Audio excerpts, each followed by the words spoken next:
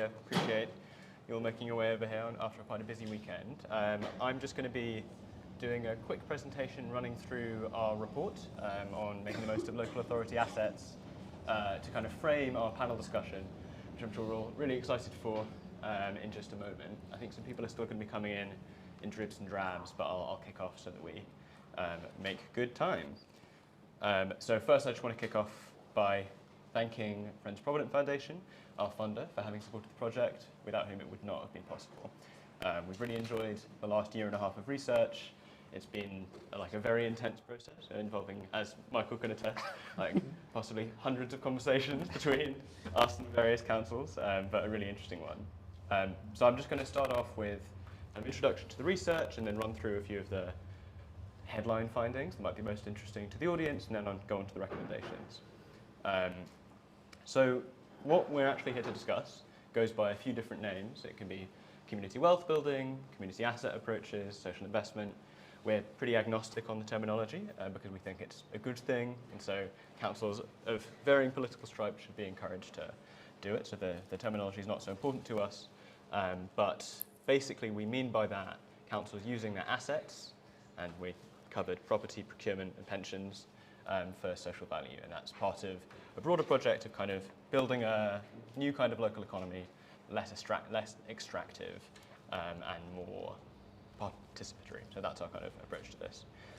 So that's a focus on social as well as financial value. This will be obvious to, I'm sure, many people here, but just wanted to run through it. And the research itself looked like a set of desk research to begin with, obviously, followed by partnerships with 4 local authorities in quite a lot of depth. So that's Newham, Hounslow, Kensington, Chelsea and Lewisham, who very kindly gave us an awful lot of time to interview loads of their officers, their councillors, and run focus groups with local people. So I'll just quickly talk a little bit about our procurement findings. It'll be no surprise to a lot of you that local spend across the country, but particularly in London, is growing at quite a faster rate than non-local spend. This is a growing trend. And in terms of the issues we came across, the biggest one was to do with what we're calling like the definition enforcement paradigm, in the sense that often local authorities will find themselves being offered social value pledges as part of the procurement process that have little relevance to their kind of policy objectives. You know, we found examples of, we were told examples of like elderly groups being offered CV writing sessions of people who are entirely retired. You know, it's quite a common set of problems that happens apparently around London and the rest of this. And this is all something that everyone was aware of, and everyone was trying to do something to combat. But there was a bit of a disagreement on how to do so.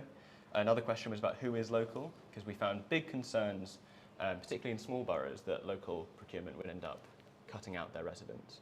And so our answers to these come through in our recommendation. This sounds very negative, but it ends up coming out very positive in the end. But also the optimism on procurement is that there's by far the strongest appetite for a collaboration across the London scene. And it had to be light touch. I remember an interviewee I spoke to a while ago said, over-engineering collaboration in this space will kill it, which I think is probably true. But we heard from basically every single officer, there's a little quote from an officer in Newham, that they felt that they were doing the same things across multiple boroughs, and that they absolutely needed to work together to share resources, cut costs, and get better outcomes. So this is a little map showing that councils own a fifth of all of London's land area, which is an amazing stat. Gives a kind of sense of the scale of the assets we're talking about here. So in property, again, an area for optimism in the sense that across all of our focus groups, without exceptions, unanimously, and this would be kind of no surprise, this was the area where people wanted to be most involved, and in quite positive ways rather than just as veto points. So you had, in every single focus group, basically without exception, people saying that if there was a council-owned building in their area, they would want to be involved in having a say in its future, and I'm sure that comes as no surprise to anyone who works in engagement. Whereas with procurement, it's often a bit too technical. With pensions, the kind of democratic agent isn't centred in the citizen but the member. But with property, there was absolutely interest throughout that. In terms of issues we found, a lot of it was around data and consistency. Local authorities often didn't know what their properties were being used for and wanted to know, but there was little scope to find out, so they didn't know whether, for example, in this quote afterwards, a building was being partially used, so maybe only a few days a week, but that service was completely non-replicable, and the council wasn't doing anything in the same place, and they absolutely couldn't get rid of it. And there's a nice quote after that from a Lewisham resident in one of our focus groups. If I remember correctly, this was actually from the Lewisham Young Advisors, who are under 18s who consult the council, who gave us just amazing insight. We had 14-year-olds saying, "I'm very interested in multi-use spaces." So that was a shock, and not great news for me for what I was doing when I was 14. Moving on to pensions, I think here's an area where London needs to be doing a lot more. Most of the path-breaking councils are outside of London. Greater Manchester, Clwyd, a few other ones that Shadi, I'm sure, will be talking about later. They're doing really amazing work. GLAL is a big coalition of pension funds in the north of England that has invested into the UK's biggest solar farm. So there are these projects where pension funds are investing into real economy assets with impact and not taking concessionary returns at all that are happening all over the country. There's been a lot of progress in London on environmental issues. So I point out Lewisham, which has done amazing work on divestment and on building green portfolios, but less on the kind of positive place-based impact investment work. There's some movement, and we keep hearing from people that are interested in doing it, but we think there's a problem with certainty from national government, and we have a few recommendations around that, which I'll get to. So there are issues also around origination, and by that I mean kind of finding projects to invest in. The scale of pension funds to the scale of projects available often doesn't quite match, but these are issues that we think we can surmount using pan-London and cross-borough collaboration. So getting on to the recommendations, we have a few general principles that then cash out into kind of a set of key actions. We think that defining what you actually want it sounds obvious, but is actually a key and not always present factor. Knowing what exactly you will accept and will not accept, what you will demand, what you will take, seems to be something where that was the key to when it was working well. It was local authorities that would only take something that fit a certain set of criteria. And that's true across property, pensions, and procurement, particularly procurement. A kind of streamlined and very well planned out delivery pipeline also is definitely the case. So in procurement, the examples we saw of where it really worked was where you had constant data reporting of every single pledge that was taken, every single pledge, and this is like fully monetarized or quantified if you don't use monetarization, and each stage where it was in the process. And if by the relevant timeline it hadn't been completed, then enforcement began, and those were really good systems. And we think that these systems work better with local buy-in, getting a kind of political dividend. When one thinks about community wealth building, often Preston comes to mind. And as well as their amazing policy work, a part of what they've done so well is actually creating a real political dividend for their councillors and their politicians by talking about it, and that's what every council should be doing. I mean, every council with a programme like this should be shouting about it, because it's that you can actually win real political gains by doing that. And then we also think there's a massive scope for pan-London working, as I've said, so working across boroughs and anchor institutions. And then these are a few key actions that we have a kind of actions and guidance section for more detailed guidance for local authorities, but just some headlines. We think that publicly defining social value and how much social value you want per quarter, year, whatever, helps create accountability. And we think that should be including local goals from local engagement. Enforcing regular reporting and audits was something where it was something that lots of teams wanted to do but didn't have the resources, so we'd suggest it's somewhere where local authorities at the corporate centre should be devoting more resources to, because we think it pays massive dividends. We think particularly in London there's massive scope for working together. When you've heard this many people in so many different places all around the city saying, God, I wish I had this that I could talk to my counterpart in Lewisham, my counterpart in Newham, my counterpart in Kensington. I wish I could see how they did it. We think there's really even just low-hanging fruit of information to be gained.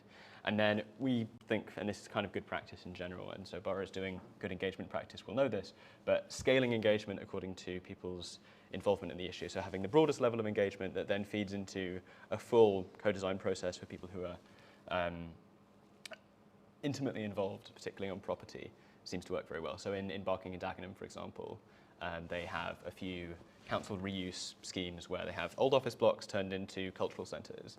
And in one example I can think of, Roycroft House, you had a working group of residents that had got smaller and smaller as the time went on, and each time they became more intimately involved to the point where they were attending design meetings, they were doing all of this stuff. So it can work, and that scheme is now launched and is doing amazingly. So that's where we're at. It's been a really exciting project, so thanks again to Friends Provident, and I'm really excited for our panel. Thanks very much.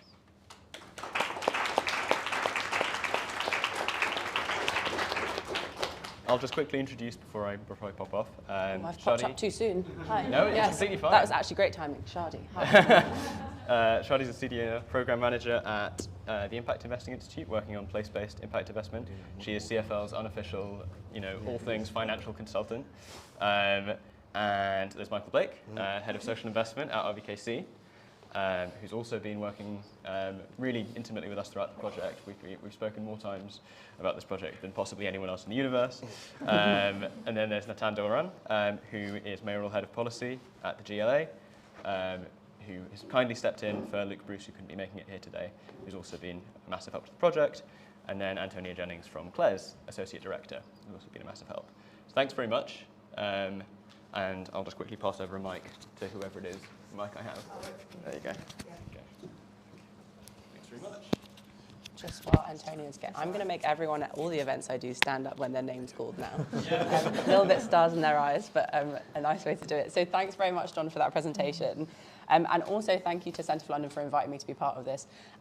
Property, pensions and procurement are three of my favourite things. So it's been a real pleasure. And I'll add my welcome to all of you. Thank you very much for coming. I've got, as John said, a really kind of stellar lineup of panellists, really looking forward to this conversation. And please do think up your questions. We're going to have plenty of time for it. Really want this to be a kind of open discussion about some of the exciting opportunities and challenges that London faces. So just kicking off, Antonia, I wonder if you could, what we're really talking about here is community wealth building. Could you just tell us, what do we mean by that? Yeah, absolutely. I think it's got different definitions, as John alluded to, but at Claire's we see it as a model for inclusive economic development, and I guess we would say that it probably has two key objectives. It's a bespoke model, so it's applied differently in different places, but it's work that aims to firstly make sure that wealth created within a community stays within that community. And also, secondly, it has the objective of making sure that any wealth to be created, or emerging markets, or however you want to put it, is democratically decided upon.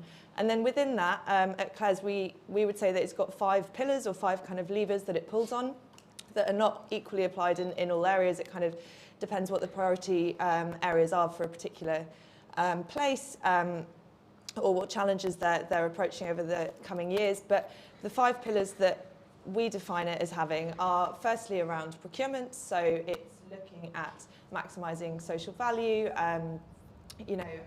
giving contracts locally wherever possible. Second pillar is around labour markets, so it's looking at creating good, well-paid, meaningful jobs in an area.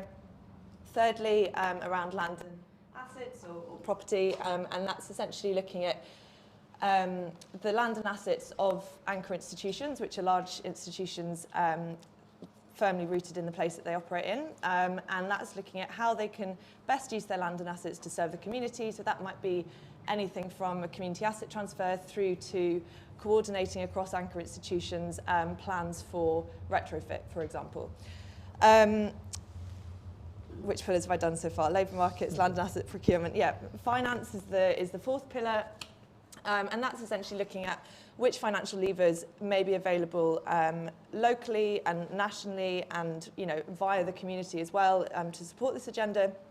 And then the 5th pillar is around ownership. And I wouldn't necessarily say that it stands as a lever in and of itself. I would say the others work towards ultimately creating a more democratically owned local economy. So that's, of course, support of SMEs, social enterprises, co-ops, etc. Great, thanks very much. There's question 2 and my whole plan's gone out the window because I really wanted to pick up on something you said about anchor institutions. Sure. And maybe, Natan, maybe I can bring you in on this. How do you see, City Hall's role in bringing anchor institutions into this, but also, what's the balance between, we're talking about hyper-local decision-making involving communities. What's the balance between local decision-making and citywide strategy? And I guess, how can you bring anchor institutions in at all of those different levels? Yeah, it's a good question. I think it's an exciting time for this agenda, and it's one of the really positive things to come out of the COVID recovery. The London Recovery Board that the Mayor and Georgia Gould as Chair of London Council's chair, I think was a really kind of good catalyst for this, because kind of defined a set of missions, a set of kind of shared policy goals, which kind of helped to give, it was interesting looking at that social value, how you define it. It's useful having that set of missions around whether it's kind of social, economic goals.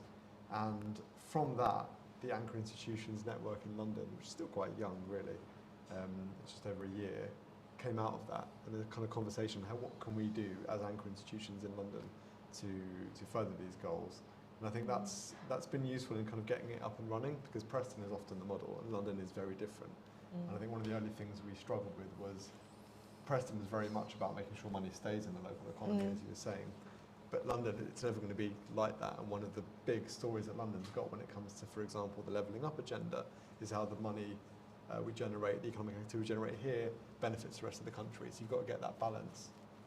And I think what has helped from City Hall, and what we've helped in kind of convening and bringing everyone together, and it's worth saying it's not just City Hall, London Council's role here, but also the NHS, the Met Police, really kind of leading this work.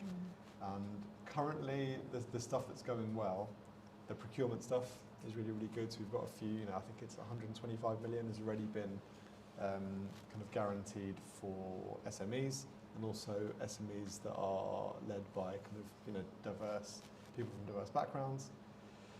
That's been good. I think some of the retrofit stuff has been really positive, some of the hiring and skills. I think some of the trickier stuff, and this is maybe because it's so kind of new in London, is some of the kind of ownership,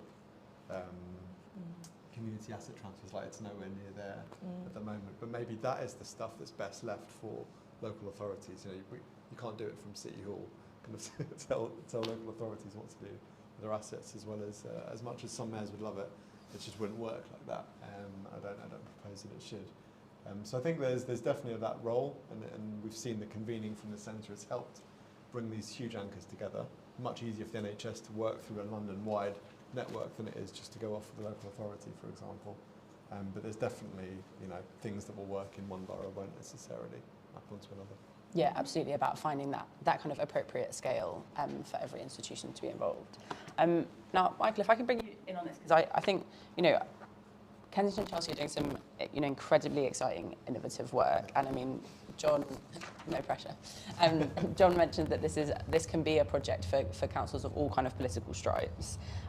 But in your experience, how can it be made easier for councils of all political persuasions to use their assets for social value?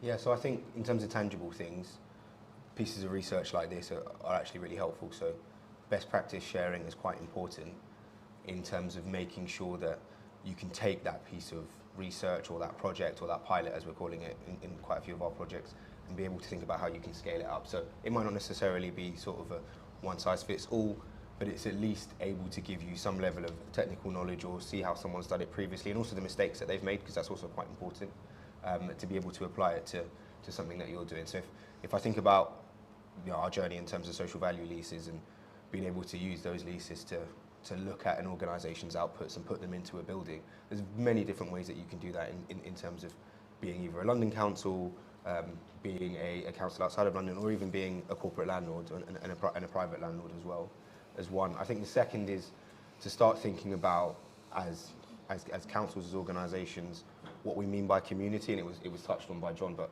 I think one of the things that often when people consider social issues and issues that are important to their local people, they often consider their borough boundaries, in some cases their ward boundaries as well, because if I look at our borough as an example, just from the geographical map, you can see where most of the deprivation is and where quite a lot of the wealth is. But in terms of that, we have to think about the overall community in the different ways that we can actually impact that. So, just because you are from a background where you might have some wealth, it doesn't mean that mental health doesn't affect you. It doesn't mean that you're not going to have issues when you're elderly, or if you are living longer what does that mean over a period of time in terms of support? So it's something that we think about across that. And then with our neighbours as well, community is something that we think about, because in essence it's unrealistic to believe that our borough is one that will be affluent and the neighbouring boroughs won't be as well. Quite a few social issues are moving. So you take something like rough sleeping, we have to think about how we can have wholesale projects and pilots in terms of that. It's going to mean that, you know, West London as a whole, London as a whole is something that is going to benefit, which is why we do sit on quite a few boards in terms of London councils, and even in terms of our social value, we do have a London social value board that we sit on. And then I think finally, data is quite important in terms of the sustainability piece. And what I mean by the sustainability piece is that I think we would like to get to a time period where this, in essence, becomes the norm. It's not seen as something that we are leading in or we're piloting. And by sharing that data, it makes it quite easy for people to start thinking about ways that they can change it, and making sure that we're being open as well. So most of my team know that I'm quite keen to make sure that we're an egoless team. So it's great to sometimes get the comms, but I would also like to see where maybe someone has taken our idea and made it significantly better and they win the award for it, because ultimately impact is, you know, it's impact over everything. Everyone knows that I say that in the team. So it's quite important to us to make sure that we are starting to get that data and making sure that we hold people to account. And then in terms of the sustainability piece on the data, when we do interact with our VCSs and our impact-based organisations and our partners, it means that they start to get a culture of being able to take data in, and they move away from this concept or kind of cultural idea of being able to always have just a relationship with us. So when I think about some of our social investment leases that we might potentially give out to some of our VCSs who historically have done great work in the borough but haven't been able to show that, or just haven't had the time to think about it because they're so focused on services. Yeah. We would like to play a role in terms of supporting them in, you know, skills-based volunteering. So, you know, you don't have time to focus on your HR or time to improve your IT, but we've got IT consultants in-house, or we have partners or anchor institutions who are quite keen to be able to support you. So that will then help you when you are going to funding bids for organisations that aren't us. And that culture that we're trying to do in partnership in terms of that data piece that we're hoping a lot of our projects and procurement is now bringing about will mean that hopefully at some stage it's not the case that we are the only organisation that is key to their support. And from my mindset, 10, 15, 20 years from now, it might be a conversation to say, which we don't really need you anymore. We're a completely sustainable organisation. We're thinking about becoming a social enterprise, but we'd like your support in terms of partnerships and anchoring as well. Yeah, absolutely. I think on that point around skills-based volunteering, I had a friend who works at a corporate which shall not be named, who spent a weekend on an afternoon on Friday painting fences. I was like, you're a financial analyst. Why have they got you painting fences when you could be lending that expertise to a small social enterprise? And so I think, you know, that approach, and it really, it gets buy-in from corporates who are increasingly looking at how they can better support local economies. I think that's something that we're seeing kind of across the board. So zooming out a little bit maybe, Antonio, I wonder if you can give us a sense, maybe a little bit of a tricky question given all the political uncertainty, but how do you see this sort of approach, this social value approach, this community wealth building approach, how does it fit into the new government's agenda? Does it fit? Is it something that we are expecting them to prioritise? Yeah, it's quite a big question. Antonia's never going to come on a panel with me ever again. No. Well, I mean, I guess sort of zooming back a little bit, we've obviously had the levelling up agenda being the key vehicle via which kind of regional inequalities, were going to be addressed over the last couple of years. And without, going on too much of a rant about levelling up, I think it is important to note that even prior to, the Johnson administration going into complete meltdown, it was already a project that was looking fairly vulnerable. A project or a campaign slogan or, whatever it exactly was. We saw 11 billion-ish reallocated funding go towards it. We had a department named after it, and obviously we had a white paper, and yet still there was never really a credible strategy developed, and there never really was a kind of vision around what a levelled up area would even look like, So we did see the government try and legitimise the project, but it never really got off the ground. The basics never really materialised. The Levelling Up Fund was supposed to open back in May and was delayed for months months on end. And there was an issue around just a real lack of purposeful intent. The best we got within the white paper was a suggestion that levelling up would mean something like growing the pie for everyone everywhere. And I think, you know, if growth is the key objective here, you know, I don't need to tell this room that actually what grows and who benefits and who owns the growth is very key to that. And secondly, you know, this question of if it is focused on growth, as London kind of has, you know, the metaphorical lion's share of that pie, it could be assumed that perhaps levelling up meant trying to aspire to London's economic model. And again, I don't need to tell this room that London's economic model is problematic at best. You know, if you look at measures of health inequality, child poverty, etc., it doesn't actually come out that wonderfully. So how's this going to change under Truss? I mean, Truss has said relatively little about levelling up so far. There has been obviously a key focus on growth and everything that she's said so far. And as I said, what grows and who's going to benefit from that growth, I think is really key, and we don't really know. But I guess linking back sort of explicitly to community wealth building and social impact, etc., I think the exciting thing about community wealth building is that it is about using existing assets, right? So it is a model for inclusive economic development that can be rolled out almost in spite of perhaps hostile national policy for the regions. So look, don't get me wrong, it's completely inescapable that local government is, you know, across the board, frankly, on its knees as a result of cuts to their funding, you know, from central government. But however, we can still utilise the assets that are there and think about, you know, new assets that can be created in spite of national policy. And then I think there's also a wider point here to be made, which John briefly alluded to in his presentation, about what we think the purpose of community wealth building is. Like, what are we trying to do with it? And in my mind, it serves loads of really interesting functions that kind of happen away from Westminster. You know, I don't need to tell anyone that progressives over the last 12 years haven't had the easiest time of it, you know, and there frankly hasn't been much of a space for us to iteratively test our ideas and also prove what works and build up that evidence base. Community wealth building is a way we can do that, you know, and it could also build up an evidence base for what could be rolled out in national policy later down the line. It also, you know, can serve to build up a movement around progressive ideas, and I think there's some really interesting questions and discussions to be had around the comms of community wealth building. I don't personally think it's the best branded thing. I think most people, even who work very close to it, don't really know what it is. So I think, you know, there's some work to be done. There's some work to be done there. And then finally as well, I think, you know, ultimately, if there is slightly hostile national policy towards local economies, community wealth building, you know, maximising social impact, etc., gets on with the job of improving people's lives today. You know, so that's the key function that it can play. So I think, you know, we're not sure what's going to happen on the national stage, but community wealth building is almost like a timeless model that will continue to deliver for things that we want.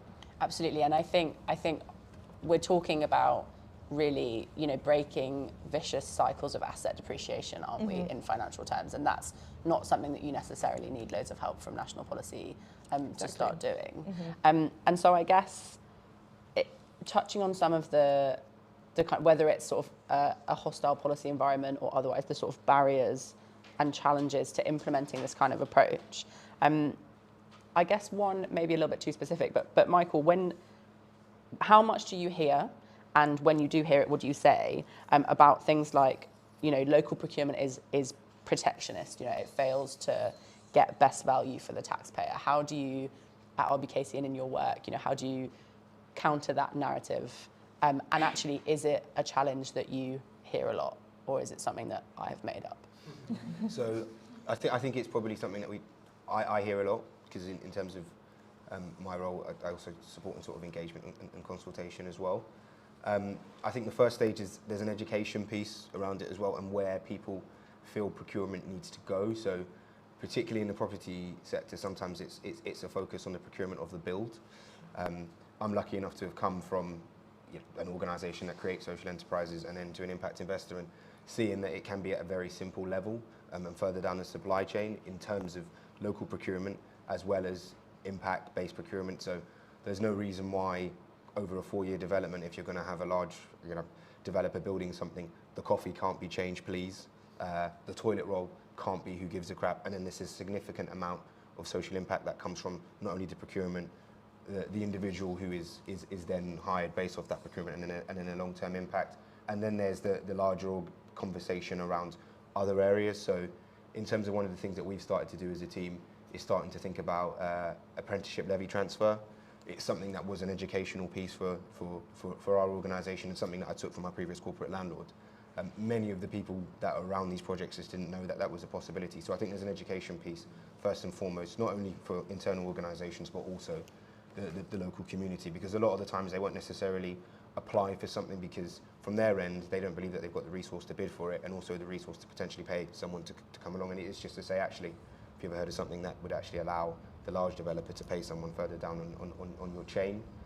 And then I think the second piece around it is also to start thinking about ways on the ground that you can work with those anchor institutions to be able to support in terms of that as well, and maybe thinking about how they can empower those local businesses and whatever else.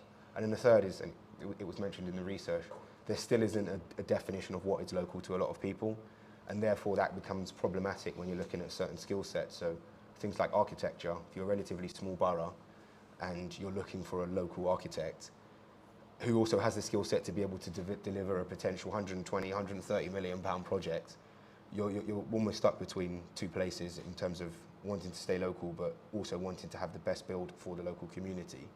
So I think there still needs to be that conversation about what local is, if the impact is going to stay local as well. But it's something that we do deal with a lot, and what we're trying to do is the education piece first, starting to bring those organisations into the borough as well to make them local. So one of the things that we're lucky enough to be able to do is, if there are instances where there are voids or there's a way to create some level of void mitigation, and I know that there is a very powerful, very well developed social enterprise that might be able to come in and deliver a project, it's the case of thinking about them when we could potentially bring them into borough and have that conversation.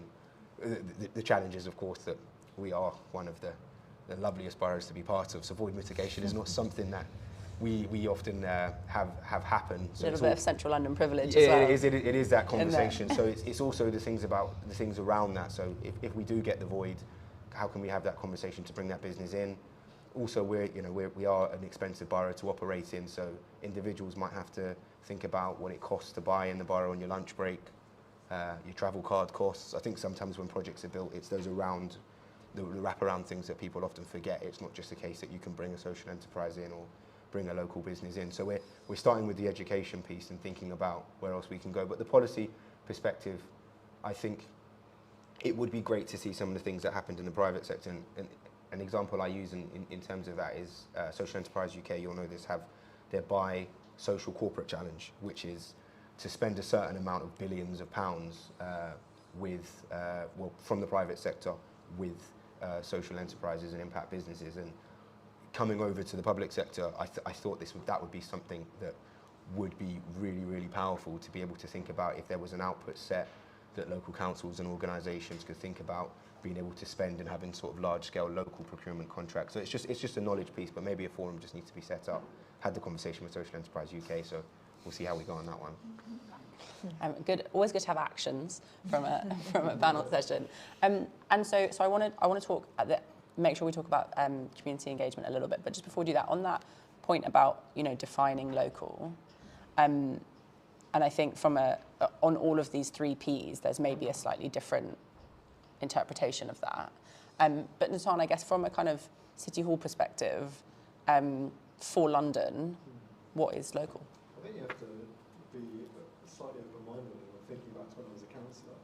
There was a particular asset in the ward where I represented, thinking about the future of it. And it was like, well, there's the people who live in the ward, and their interest in it, but actually it was one of the wealthier wards in the borough. So actually what's our obligations to people living on the other side of the borough and their engagement with this. But then there is also the London piece. I think, speaking too quietly, there's the piece that I think John mentioned in the research, but depending where you live in London, for example, the ward I represented, if you were kind of at the southern end to it, bits of Islington and Camden felt far more, far more like your neighbourhood than Tottenham or Wood Green did, because it's just you could walk there. So I think you just have to respect the fact that people don't always think in terms of borough and ward boundaries, and you just have to be a bit flexible. So, you know, yes, if there's needs in a local ward, fantastic. You do need to think wider borough and also cross borough. It's something that we're having lots of conversations with government and with the local government pension scheme about, because of some of the issues, exactly as you're saying, Michael, that sometimes there are local projects, sometimes there aren't. But if you're a local government pension scheme and you're looking to allocate £10 million at a time, you know, that dictates how local you can really be. And actually creating local impact doesn't necessarily have to be literally in your back garden, as long as you're focusing impact first. And trying to kind of solve local issues. I think that's the centre of things. So just on community engagement, before we open to questions, Antonia, I guess, so when we're thinking about best practice on community engagement, I guess my first question would be, where should we go? Where do you look? Where do you start? Yeah, it's a really good question, and I think the community and community wealth building has been in this country a bit historically overlooked in terms of sort of application of community wealth building. I think, you know, fundamentally community wealth building is there to serve the community, but in terms of how it's delivered in this country, it is ultimately a kind of institutional economics approach, which is essentially fairly top down.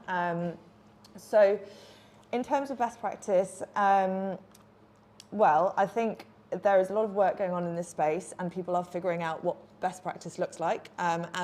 We recently did a project in Oldham, actually, which was working with the council and communities on the ground to figure out what the energy transition looks like in Oldham. So it was essentially energy transition planning. And it was funded by a trust, and funding is a big obstacle to this happening well, kind of across councils generally. But we worked over a period of around 6 months with the community to figure out exactly what energy transition looks like in Oldham. And I think one of the problems with community engagement in terms of how it's perceived is it's often seen as, frankly, a bit of a fluffy nice to have. That, you know, is an add-on, or, you know, if we've got the budget, then we'll do a bit of it because it, you know, it looks good, essentially. But what we found in our project in Oldham was actually, the council found that working with the community was immensely valuable in terms of kickstarting the process for the energy transition, because firstly, working with the community highlighted case studies of best practice that were going on in the area. So, you know, examples of kind of energy co-ops, etc., that they weren't aware of. Secondly, the process itself started generating buy-in for energy transition, and we know specifically with energy transition that if the community is up in arms about changes, it will be very hard to implement them, especially because energy transition requires, you know, behaviour change, etc. And it also begun the process of kick-starting the energy transition itself. As you know, we worked with over 50 residents in Oldham who were all kind of trusted community messengers, who then went on to their various more local communities to talk about the work. So I think, firstly, we need to reframe community engagement from being a nice to have as actually something that can be very valuable and you know, ultimately a more efficient way of doing community wealth building than just top down. And I think with that, and as a product of that, we'll be able to make the argument for more funding going towards it as well. So I think that's something that we really need to focus on. But I think, you know, thinking about this project, for example, and property, one of the primary ways that we see community engagement, and this is more, don't want to end on a bad note, but this is more an example of like how it doesn't work in practice. One of the most popular kind of methods of community engagement we see with regards to property is when councils explore the use of community asset transfers. So essentially, you know, a building or other asset of some description is up for sale, and instead of it just going to the highest bidder, it goes to the community. In Cles's experience, and we work with councils across the UK, 9 out of 10 times when that happens, it happens because the community group itself has identified that as an opportunity and come to the council and made a pitch for it. And often they've been in a relatively strong position as a community group in terms of well-resourced. You know, they have a lot of sort of internal expertise to be able to do this. And so, you know, what we would really need to see, or like to see, to sort of completely change the way that happens, is for the council, itself to perhaps, work across councils to do this together, to put forward a pipeline of potential properties that might be eligible for community asset transfer, actively broadcast them to community groups, identify community groups that may be willing to take them on, and then also help community groups through the actual process. Bureaucracy is a massive turn-off for community groups who may be very well placed to run a particular building, but cannot jump through all of the public sector hoops to acquire the property in the first place. And I think there's real space for collaborative working in this area as well. I think it's an issue that a lot of councils are facing. And there's no reason why, for example, across London you couldn't have a central portal for, prospective properties, that may be eligible for community asset transfer. So I think, it's a question of reframing it, increasing its value, and also working collaboratively to actively do it a bit more, as opposed to just waiting for it to come to the council. Yeah, I think maybe it's a little bit too corporate, but in my world, I say until I'm blue in the face that good community engagement is risk mitigation. And actually, it's not just about ticking a box. It can add real value to a project and de-risk things further down the line. Yeah. Very, very quickly for the two of you guys, before we go to questions, how do you integrate that community engagement piece with political decision making? I think the thing that comes to my mind is the point made earlier about the common challenge of this whole agenda. Because right now, a lot of you say community wealth building, people don't know what it means. You have to explain it. It takes a bit of time. And I think one of the big opportunities in London, as the London Anchor Institutions Network is delivering and continues to deliver, is capturing some of those stories and telling them in a way that makes sense. So the huge organisations in the city that are anchored here, they're actually making sure the money they spend benefits local people, and telling those stories and engaging video content. Rather than no disrespect to think tank reports, because I used to work at think tank. It's important stuff, but the majority of people are not engaging with this stuff, so giving them access to do that. But thinking about in London, it was in the Mayor's Manifesto. It's part of the political project. We've just got to learn to talk about it better and engage people in a way that it kind of makes sense and brings it alive, and that will come from the wins, I think. And on a local level, I think what we've been going about is taking away all the jargon and language and trying to do our best to make it simple. And then in terms of kind of leadership and councillors, actually taking them down to some of these projects and getting them to hear the impact that's actually had about the positive process. Because I agree with everything that was said in terms of a lot of the issues in terms of community engagement, and it's always community to council as opposed to the other way around. And just making sure that they understand the process and what we needed in terms of resource, what we needed in terms of data to make it happen, and once they see it as a success, particularly from a political spectrum, because supporting a local community is exactly what you're supposed to be doing as a politician of that community. Therefore, there's an understanding that this is a good thing. And I can think of quite a few projects where we've had some of our lead members down and local councillors down, so they can hear not from us, but from the project or the people on the ground in terms of the impact that it's had, and also the support that's been given. And again, coming from the kind of impact investing in social enterprise world, often people can focus on the finance piece and actually fail to understand that the wraparound for the entrepreneur and everything else is probably the most important. And that's what is now what we're focusing on in terms of a lot of our projects on the ground, where a social enterprise who potentially had to pay for a particular amount of rent before and is now being either transferred an asset or being given an asset on a social investment lease can now say, X amount of money that I've saved has allowed me to hire another member of staff, which has done so much for me, because it means that they can support 10 or 20 other children or elderly people in the community. So just making them understand that this isn't a nice to have, and in fact it's a necessity, and also making them understand that there are benefits for you from a political perspective to be able to use this in terms of speaking about yourself, speaking about the local council, and certain areas of agenda that you might be thinking about has been really helpful. Of course, this is off the back of local elections, so got a long time before the next set of local elections come, but I do think that mentality is quite important in making sure that on the ground they actually get to see the impact, and once they do, it's a lot easier for them to understand the next steps, the level of resource, the small tangible things that can create more impact that's needed to be able to come on that journey with you. Yeah, great. That's your 18 months to get stuff done, right? Yeah, something like that. And it's exactly the political dividend point that John was making earlier. So I'm keen to hear from people in the room, and I'm going to eyeball the camera, also people joining us from home, if there's any questions for the panel, or indeed John, I suspect, on the recommendations in the report. Oh, God. Or should I try and repeat some questions so that people online can see Yes. what they are as well? That's fine. Dan, go for it. So I'm Dan, I'm from Kensington, Chelsea, so I work with Michael on our social investment board. And he's talked about our social investment pieces, which are effectively a way of controlling what happens and making it really clear that kind of gives it stipulating outputs and you're kind of monitoring the subsidy and then you're sustaining the subsidy for as long as those outputs are being delivered. A community asset transfer is this very deliberate kind of signing away of that control. And you're basically trusting an organisation for the long term to deliver against your objectives. And there may be lots of reasons to do with that organisation's long-term capacity or purpose, which might be that might not be able to happen over the long term. I guess I'm interested, particularly Antonio, given that you was talking about it.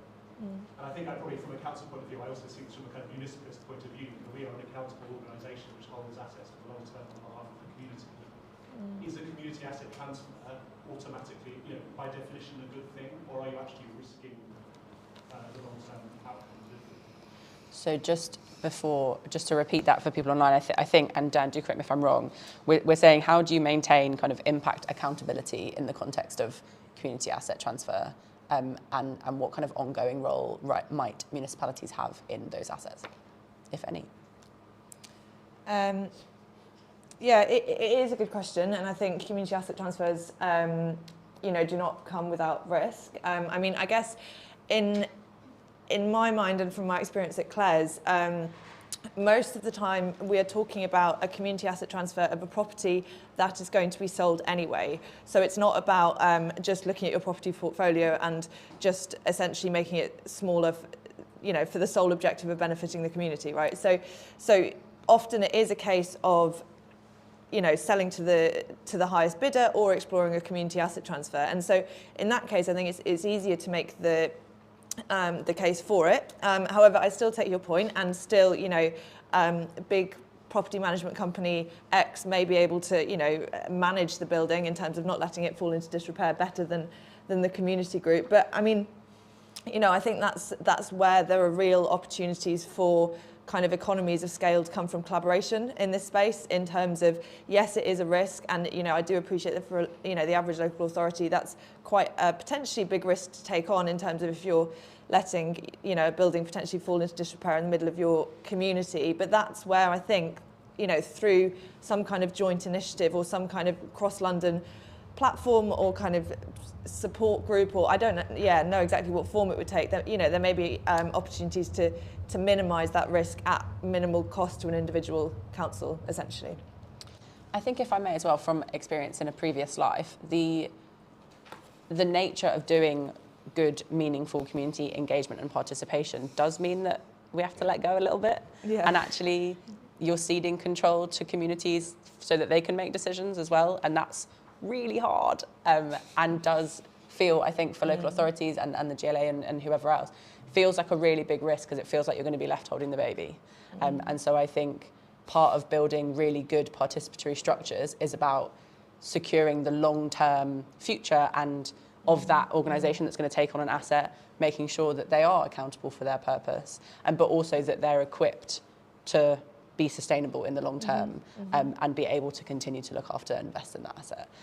So I think it is really challenges, and I think we do have to be a little bit better at taking those risks in a managed way. Yeah, and I'd also just finally add, sorry, just quickly, is that I think when we talk about community asset transfers, what springs to mind is, again, potentially a slightly fluffy community group of some description trying to manage the property, whereas actually it doesn't really have to be like that. It could be a consortium of local SMEs or social enterprises or co-ops, that take it on as a Kensington-based social enterprise hub or something like that. So it can feed into wider council objectives and provide something really dynamic and innovative. It's not necessarily a church group or something like that. And just to add, I think the data and transparency piece also means that the general community and residents can therefore then hold that organisation to account, which hopefully in the long term means that they do have to stick to some of the things that they've said that they want to do. So if it is a group of social enterprises who, in essence, their main stakeholder should be whoever their client base is or whatever, it doesn't really need to be a council or any organisation in 15, 20, 25, 30, 40 years. It should be that client base, which I think if the general relationship has started from we would like you to have good data, transparency, report on your social value at the front end of any procurement process, and it needs to be shared every year with the community. It's just a conversation at the end of every year, be it a social value map plan or a community charter, to say these are the things that you promised us as a community, as a resident, that you were going to deliver on. And have you delivered them or not? And I can tell you, speaking from experience, if you don't deliver to your residents, they will make sure that you know that, and in terms of making sure that you improve on it. So I think there are those aspects where we can have those groups that are out there and work in partnership with the council in the longer term, be supported. But I think whenever that transfer happens, it then means that the stakeholder is direct with your community. And I think that's where what Dan talked about in terms of our social investment leases, where in the front end they have tangible outputs that are there. I think in the longer run, whatever time that might be, after my time, after Dan's time, 10, 15 years, you could have an organisation that for 15 years has been delivering above and beyond. And we say, actually, would it be far easier for you to just give you this asset and let you take it and let you innovate in a way that the bureaucracy, the policy, the red tape of being a government-based organisation, we would want to help you do that, but there's certain law that means that we can't, and you're a business and you can just run off and do that, and we can say for 15 years you've already delivered. We don't really have many worries. I think that's the way we could kind of think about it. And you see that in other areas outside of kind of community work. You see it in football clubs and sports teams, where after a period of time, a chairman might say, actually, we would like the community to buy into the club and have decision-making and voting rights, whatever else. Building track record. Exactly that. So I think in the longer term, it's something that I would love to see. But I think what we've got in the first instance, in terms of building that track record, building that culture of sustainability and collecting data, will hopefully allow for some of those forums that have been spoken about already. Great. We had a question here, but are there any from the online? I do have a question from the online audience. David Clare, who's the acting head of Habitat for Humanity GB, says, please can you touch on the creation of affordable homes from institutionally owned vacant or underused property, especially in the high street, homes above, community-run enterprises at ground level, etc. Who wants? Yeah, so David's asking about the creation. I think we're talking about kind of retrofit and reuse of rooms above street level for changing them into affordable homes. I don't know if anyone's got any experience of doing this, or whether you've seen any projects where it's happened. So I've got a live project. Great. And few. I think at the front end, it's normally when this happens, it's the case that an external developer is coming in and doing something. So I think from a council point of view, it's making sure that the community is included in any level of co-design of that, to ensure that certain priorities are there in place, and also being quite aggressive in terms of holding that potential private developer to account. I was at the Social Value Awards maybe a year ago, and we were hearing from the lady that led on social value at Cardiff, and she was very aggressive in saying, we as a sector fund a lot of private sector work. We are the biggest buyer, and I think we need to be in a position to be actually saying, instead of saying, oh, we'd like for you to give us 10% of social value, we need to be quite aggressive in those asks. So in terms of a potential mixed-use development like that, it's more than just the social value is the housing that we are providing. It's also, have you had a conversation with the local community to think about what their potential issues are, and if you are going to make some level of mixed-use development, thinking about if there's going to be a community centre within there, who and how is that going to impact, and is there going to be any other adult social care provisions or any young people's provisions that can tie into who might actually be living in that area, particularly if you've got social housing or affordable housing there as well. And then finally making sure that there's some level of kind of charter in place around the long term once it's been completed, because a lot of the time promises are made over a period of time about what they're going to do, and in the short form and everything else like that, and just making sure that there's clear tangible things in place to ensure that these actually things are followed up. And we work quite closely with our procurement team on this, and we're very lucky to have a very sturdy procurement team that do hold these organisations to account. And now we're starting to get instances where local councils have been able to, in certain affordable housing developments from private partners, and they've agreed on some level of social value, to get clawback on it. It hasn't necessarily happened with us, but there's an instance in our local neighbours, Westminster, that fairly recently we were able to actually get some clawback in some social value that was promised over a development. So I think in terms of that piece, I know some law and legislation changed over the pandemic period to make it a lot easier, but I also do, that then means it's important to make sure that the community is part of that decision making, because it could quite easily be a shop that was there before that just turns into a sort of a private block of flats, and by the community being involved, whatever was there previously needs to be replaced, as well as the affordable housing, in my opinion, and that's what we kind of try and do when it's a sort of a private developer piece. Absolutely. So watch this space in RBKC, David. It's happening. I've got 2 or 3 more in the room and maybe 1 more from online, but we are, for those of you in the room, we are sticking around for a little bit if we don't get to you. So, sorry, you were first. Yeah, my name is Andre Freeze. I work with Sean Berry at the London Assembly, Sean Assembly member, and she did a report earlier this year called Dead Spaces. We did an FOI to all the councils in London, and 25 of them applied, and we discovered that there are around 800 empty, unused council-owned spaces across London.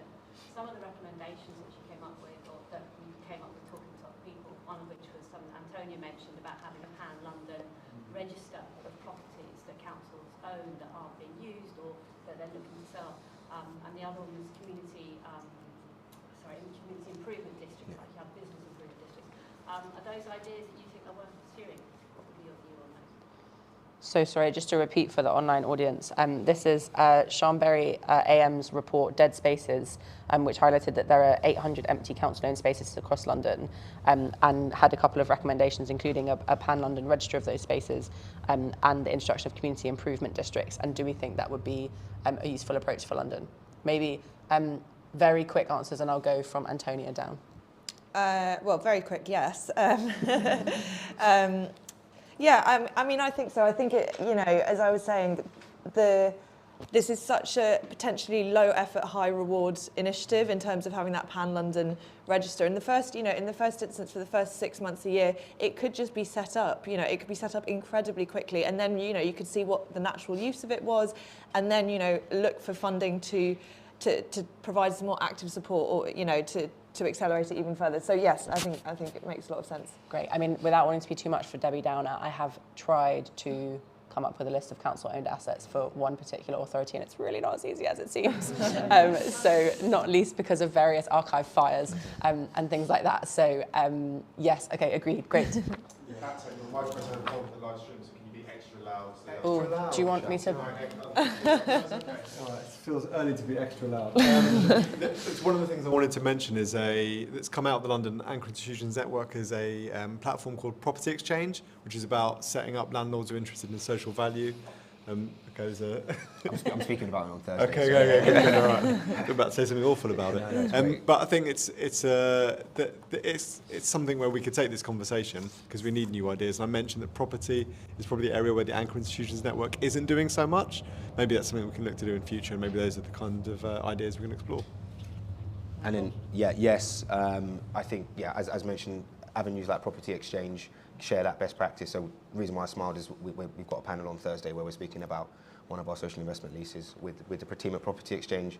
And then I think the second piece, and I agree with you, is I think they're great ideas, but there are realities that need to be done first, probably away from teams that work on social value. And what that is the councils need to work out what their income would need to be off their portfolios, and then give a number of what they would allow for basically to hand over to social value, social investment teams and what else. Whereas I agree, I'm not sure in terms of archival footage or just general finance it's there. So once that number is worked out, so as a minimum of our portfolio we need to make X 100 million, we're happy to hand you 1%. Not too dissimilar in terms of a process to what large financial institutions do, and then they give a percentage to their foundations. A model like that would mean that at least every year you would know what you have to work for as stock, as opposed to an ever-changing conversation. But I definitely think they're great ideas. And a real exercise. Yeah. We've run out of time, and if I was on the live stream, I'd be needing to make a cup of tea before my next meeting. So I'm going to wrap up there, but thank you so much to the panel. We are going to be around, so I know there are a few questions in the room please do come and say hello. And please also do get tea, coffee, biscuits. So again, thank you very much, and thanks for coming, and to Centre for London for hosting us and for doing the work, and also to the Friends Provident Foundation for paying for it. This is really, really valuable and important work, so I'm really pleased the discussion's going on, and that so many people and colleagues at local authorities are really putting in the hard yards to make some of this change. So thank you, and again, please do stick around for a cup of tea.